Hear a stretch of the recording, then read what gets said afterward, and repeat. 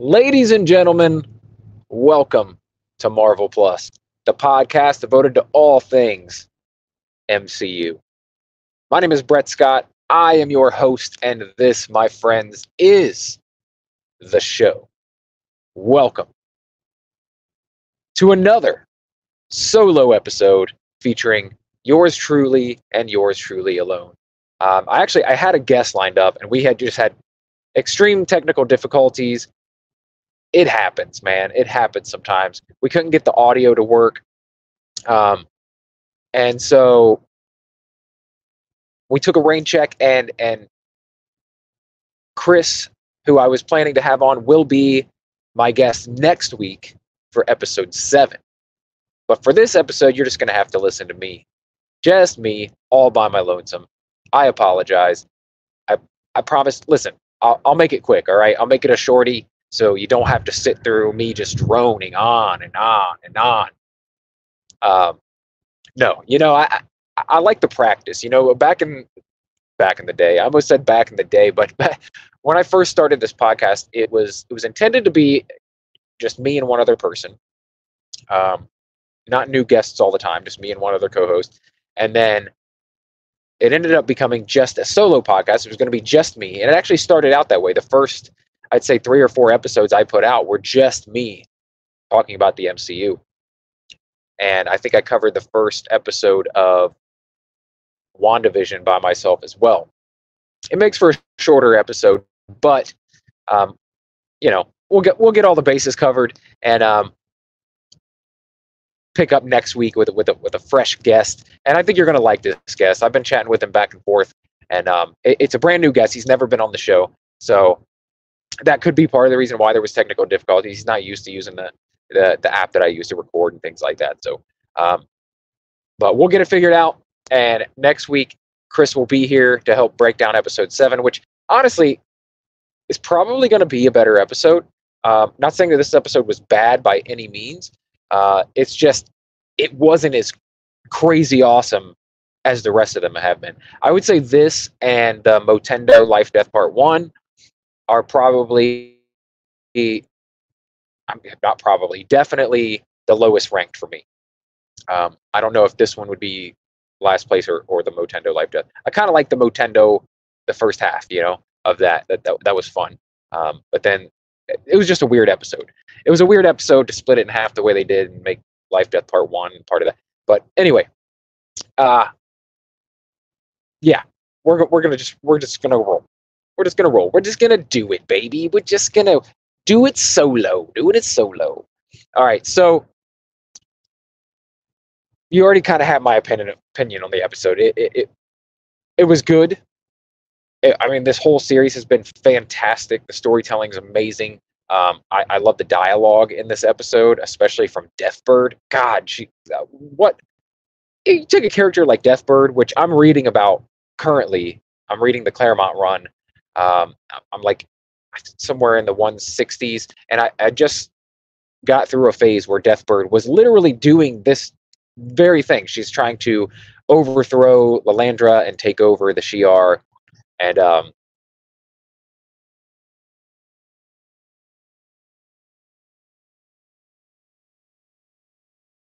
kind of a cool thing that they threw in there, like the reasoning why Lilandra had.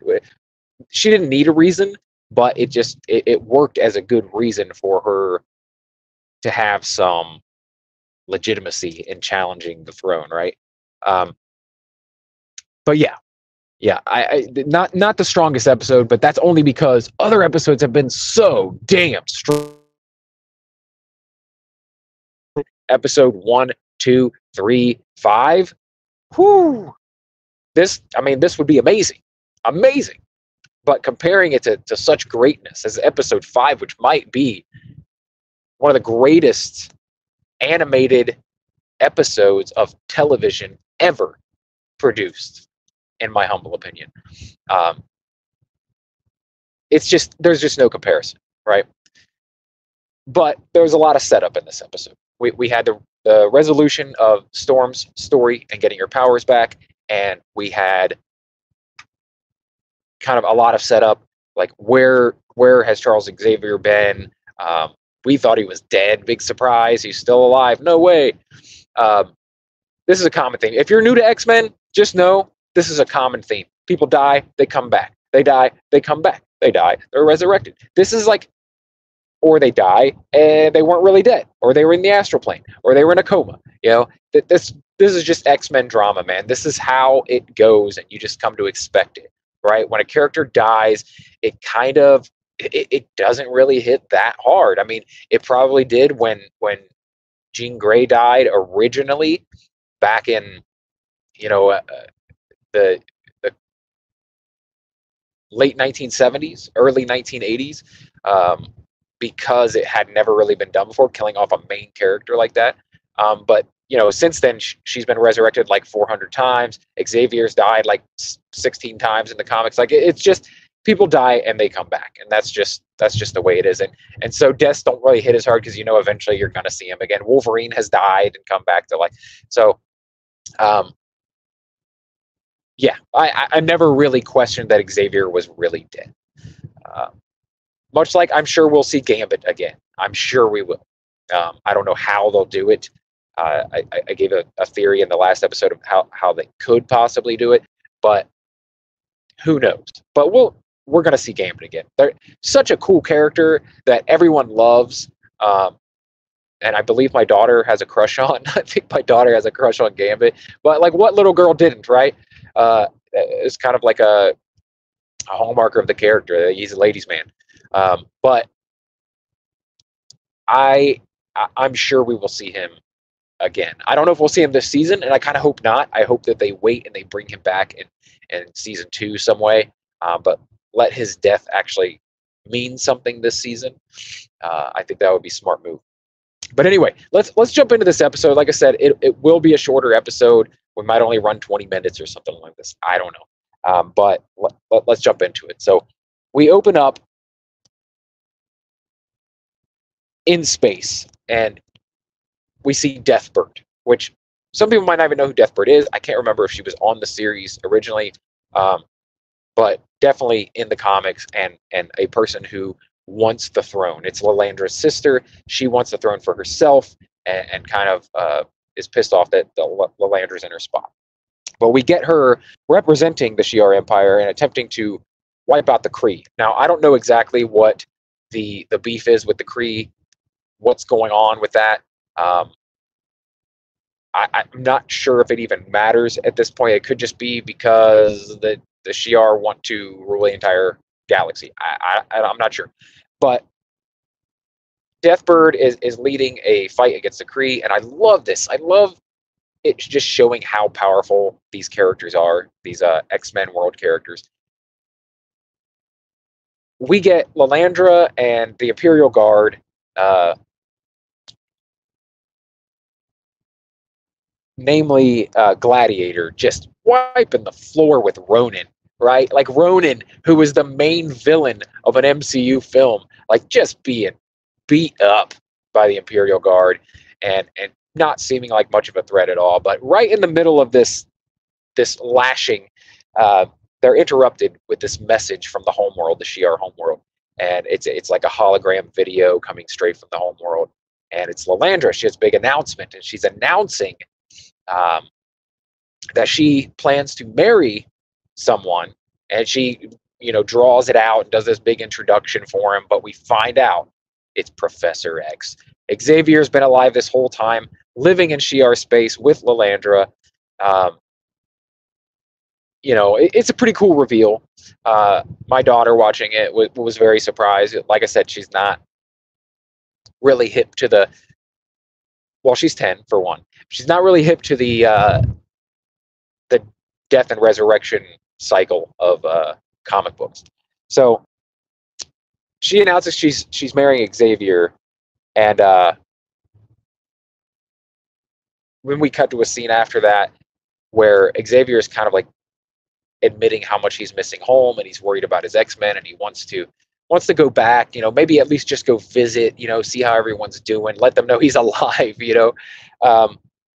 So he's clearly missing home, and Lalandra actually kind of tries to convince him that, his place is with her ruling the Shi'ar, and not to look backwards, to look forward, and that all the fighting he's done for mutant kind and humans as well, like bringing them together, like it's been a long, hard fought battle, and he deserves to kind of have a life of his own now. And that's what she's trying to convince him of, like, you deserve to have a new life, a life of your own, where you're not constantly worried about your old mission, right? So from there, we cut back to the life death, storyline with Storm and Forge. And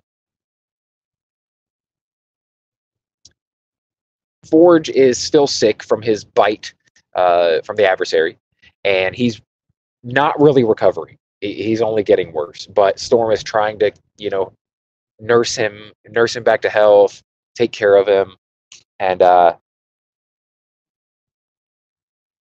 throughout this, though, she's been constantly taunted by the adversary, just telling her she's not good enough, telling her, trying to convince her of her weakness, and just trying to break her, right?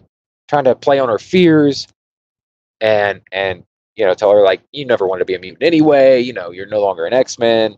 Just trying to convince her that she doesn't need to fight the good fight, and just to let Forge die. Why not? All right, what's next here? What's next?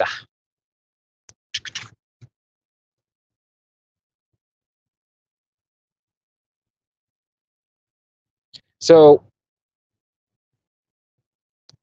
she's being taunted. She's being, like, locked in a box and stuff. She's being, playing on her fears, like, playing on her claustrophobia, just really trying to break her. And Forge shows up, still injured, but he shows up with this magic, like, book of magic, right?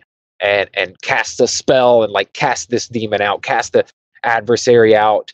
And it seems that the adversary is defeated with old desert magic that he learned from his mother years ago. So, it's not really in Forge's history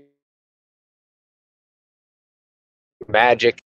So it caught me a little off guard, and I was like, this seems a little, but whatever. It looked a lot like Doctor Strange, right? Like, it looked like Doctor Strange magic. Just the way they put it on screen very much brought Doctor Strange vibes. So whatever. I wasn't a huge fan of this, like, oh, just so happens that he learned some of the desert magic from his mother years ago, and it just stuck with him. But fine, whatever. We haven't really got to see a lot of Forge's powers. I mean, I guess he tried to help Storm in the last episode by creating a machine and getting her powers back, which didn't really work. Anyway, he casts the demon out. Seems as though that magic defeats the entity. Forge, though, is still dying from his bite, and he needs medicine. And he tells Aurora there's a special cactus that grows in a cave. That's the only place to get it. If they can get to that cactus, they can extract this medicine, and this should heal him. Now, I don't know how he knows that, but maybe that's because that's what Forge does. He, like, understands how things work. So then we go back to the Shi'ar Empire, and Empress Lalandra's council is questioning her decision to marry a Terran, right? And then Deathbird pops in and just lays it on thick. Like, she's like, you're being too nice. We're not just going to lightly question. She challenges Lalandra. She challenges Charles, saying all Tory shit about, Earth and Earthlings, and even, that real Terran, he's a mutant, which is like an outcast of the Terrans. This is what I was talking about when I said I love the dialogue in this episode. It was pretty cool. She goes hard.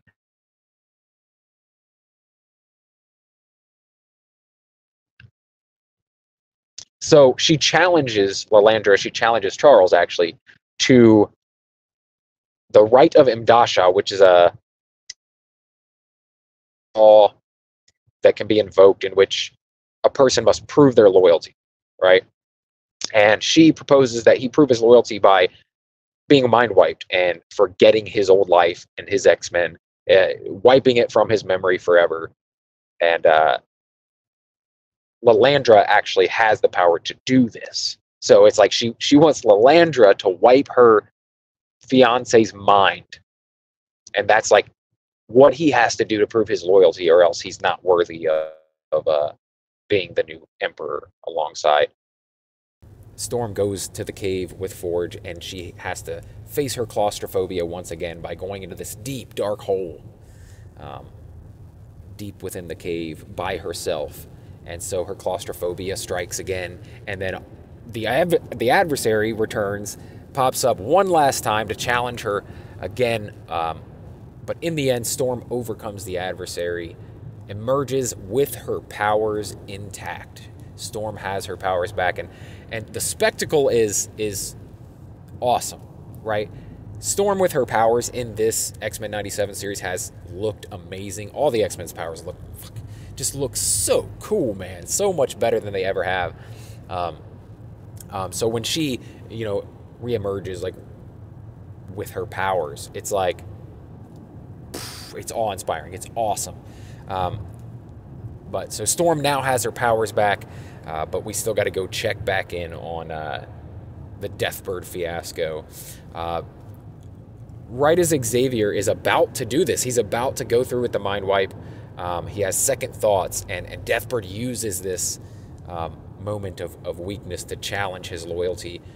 Deathbird and her allies attempt to attack Charles and Lilandra and overthrow the Imperial Guard and take over the Shi'ar. They're like staging a coup.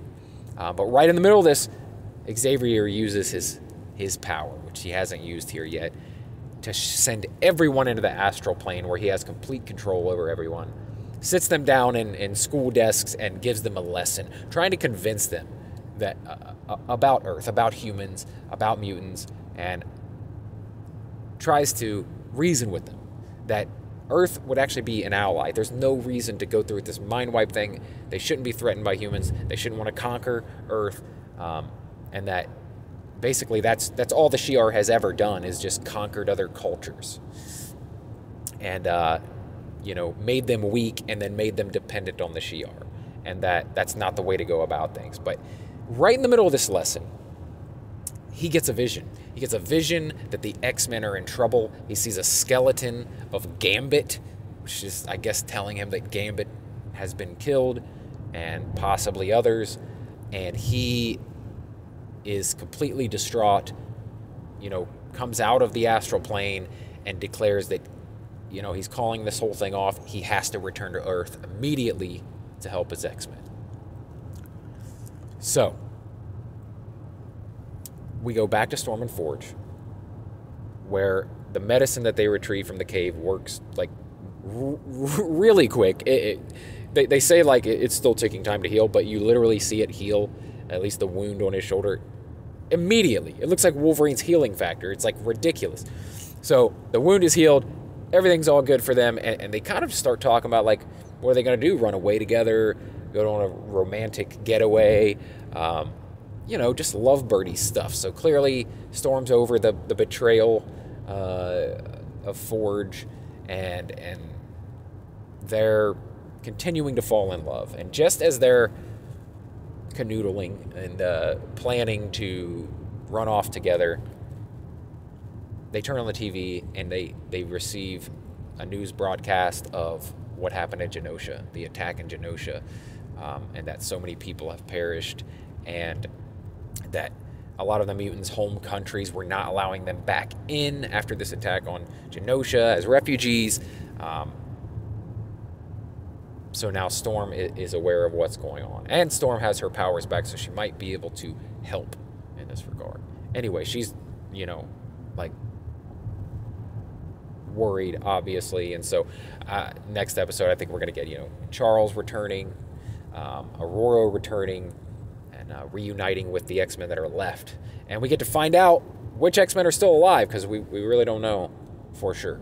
I think we know for sure that Gambit's gone, but, Magneto's fate, I feel like, is up in the air. Some of the other X-Men, Nightcrawler, perhaps. But yeah, that was pretty much the episode. Like I said, wrapping up one little storyline, catching us up with Xavier and kind of giving us some setup for that, for him to return to Earth. And then we do get one final scene. So in this series, we haven't gotten really any post-credit scenes, but we have gotten some final scenes that usually are like the cliffhanger scene. And this one, it's revealed that Mr. Sinister is behind the attack on Genosha, that he used Trask's DNA to access the Sentinel program and use the Sentinels to attack Genosha, making it look like the humans did it, so that there could be a human mutant evolutionary war. I'm guessing that is his goal, is to spark an evolutionary war. So that's the episode. That's like I said, not as crazy good as most of the other episodes, but still a solid episode and needed. All the setup and the wrapping up Storm's storyline and getting her powers back, all good stuff. Just that compared to the greatness that is episode 1, 2, 3, 5, it pales in comparison. However, I'm so excited for next week, and I'm wondering if we're finally going to get to see Wolverine do something besides babysit, back at the X-Mansion. Like, he has not really been in action at all. A little bit in the first episode when they fought the Sentinels, fought Master Mold. But other than that, Wolverine has literally been at home tending the wounded or tending the sick. And you know what? I love him for it. I love him for it because Wolverine has been the centerpiece of everything for like 20-something years. It's okay. We can take a break from Wolverine, even though he's my favorite character. But I get it.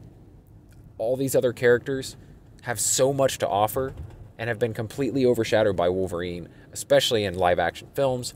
And I still want to see a Wolverine-centric episode, though, right? I still want to see an episode that is... Maybe we don't get it till next season, which would be fine with me, too. But there's one more episode that is not in the final 3 where they have an opportunity to give Wolverine some lines, give Wolverine some action. And I hope that they do it with episode 7. Hopefully episode 7 is an amazing spectacle once again, like episode 5.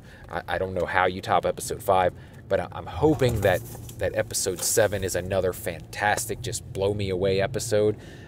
Because, like I said, we'll be having the guest that was going to be here today on next week for that episode. And I was kind of like, I kind of felt bad, but then I kind of didn't, because I was like, there's probably a better episode coming to talk about.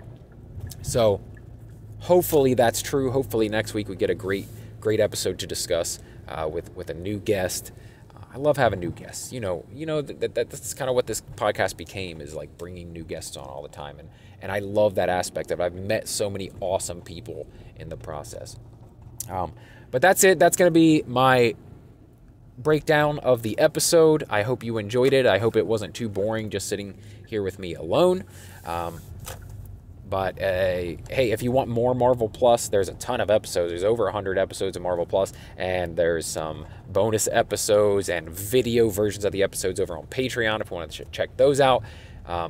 All the links to anywhere you can find me, the Patreon, the merch, all the things, and anything that I talk about here in the episodes. You can rate and review the podcast. You can follow the Facebook page. Just look up Marvel Plus Podcast on Facebook. You can follow me online pretty much everywhere at Real Brett Scott. See what I'm up to in my real life. And I think that's it. Like I said, links in the description always for everything that I mentioned, Patreon, merch, all that stuff. Go check that out. And I'll talk to you guys again real soon next week when we talk about episode 7, and hopefully we get our technical difficulties sorted out, and Chris will be here to discuss it with me. But thank you guys so much for tuning in and sitting here with just me talking in your ear. Like I said, hopefully it wasn't too taxing. But as always, My name is Brett Scott. I am your host, and this has been Marvel Plus.